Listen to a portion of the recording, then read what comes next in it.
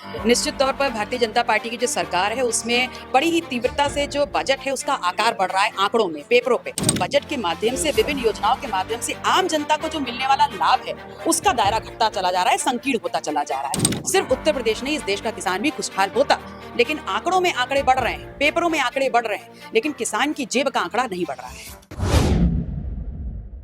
UP सरकार ने आज अपना अंतिम बजट पेश किया है। हमारे साथ विधायिका पल्लवी पटेल जी हैं, इनसे बात करते हैं, जानते हैं। मैम, आज यूपी सरकार ने अपना अंतिम बजट पेश किया, कैसे देखती हैं इस बजट को? देखिए, सबसे पहले मैं तारीफ करूं कि आपने एक फोरम पे कहा कि बीजेपी सरकार ने अपना अंतिम बजट पेश किया है।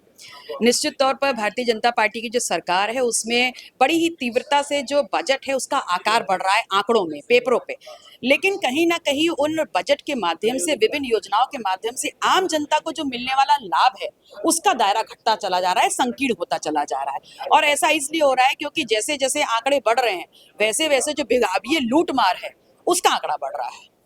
मैडम, ये भी देखा गया, मुख्यमंत्री बता रहे हैं कि इस जो बजट है, इस बजट में किसानों के लिए बेहतरी है, जो इस बजट से किसान बेहतर लाभ पा पाएंगे। हम महिलाओं को लेके बताया गया कि इस बजट में बेहतर है, क्या कुछ कहेंगे इस पे? देखिए, लगभग एक दशक की सरकार के बाद इनको क्यों एहसास हो रहा है कि किसान बेहतरी की तरफ जा पाएंगे। ये वादा तो इस सरकार ने 2014 में किया था। तब से केंद्र और प्रदेश की सरकार आपसी सामंजस्य के साथ अगर काम करती तो निश्चित रूप से सिर्फ उत्तर प्रदेश नहीं, इस देश का किसान भी खुशहाल होता। लेकिन आंकड़ों में आंकड़े बढ़ रहे हैं, पेपरों में आंकड़े बढ़ रहे हैं, लेकिन किसान की जेब का आंकड़ा नहीं बढ़ रहा है। मैडम, यूजीसी को लेके एक आपने सड़कों पर उतरी थी, उसके समर्थन में क्या कुछ कहेंगे? यूजीसी पहले लागू किया गया, फिर उसके बाद न्यायालय से रोक लगा दी गई उस पर। देखिए, भारतीय जनता पार्टी की जो सरकार है उसका उसका दृष्टिकोण पिछड़ा, आदिवासी, दलित समाज के लिए क्या है ये किसी से छुपा हुआ नहीं है। और ऐसे में डिवाइड एंड रूल की पॉलिसी को इख्तियार करते हुए पहले उन्होंने एक बहुत ही लचर रेगुलेशन को लागू किया और जिसको स्वयं सरकार सर्वोच्च न्यायालय में डिफेंड नहीं कर पाई। उद्देश्य सिर्फ इतना था कि पहले ले आओ ताकि पिछड़ा दलित खुश हो जाए, उसके बाद सड़कों पे तनाव करा दो और उसके बाद एक खास वर्ग को संतुष्ट करने के लिए उसको न्यायपालिका में लेकर के फंसा दो। सिर्फ इतना उद्देश्य था।